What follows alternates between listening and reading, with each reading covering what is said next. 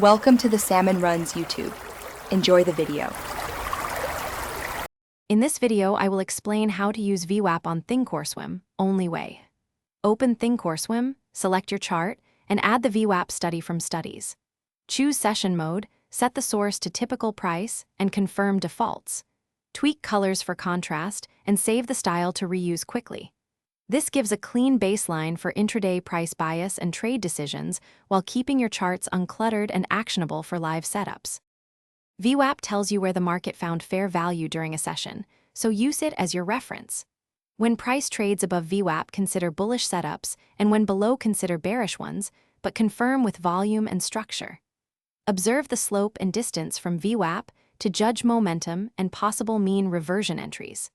Combine VWAP with S/R levels and order flow to refine entries, stops, and targets for clearer risk management.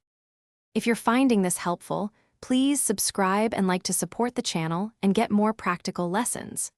Quick recommendation. For downtime between sessions, I love reading anywhere with the new Kindle Paperwhite. It's great for staying sharp and relaxed during breaks. Check the description for the link and other deals to grab one if you like, and now let's get back to the video.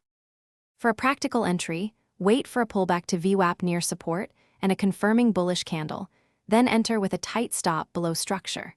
For shorts, watch for price rejection at VWAP with increasing selling volume and consider a stop above recent highs. Size your position using a clear risk percent and target levels based on nearby structure or measured moves. Keep trades simple and follow your plan consistently throughout the session. Thanks for watching. Consider subscribing if we helped you.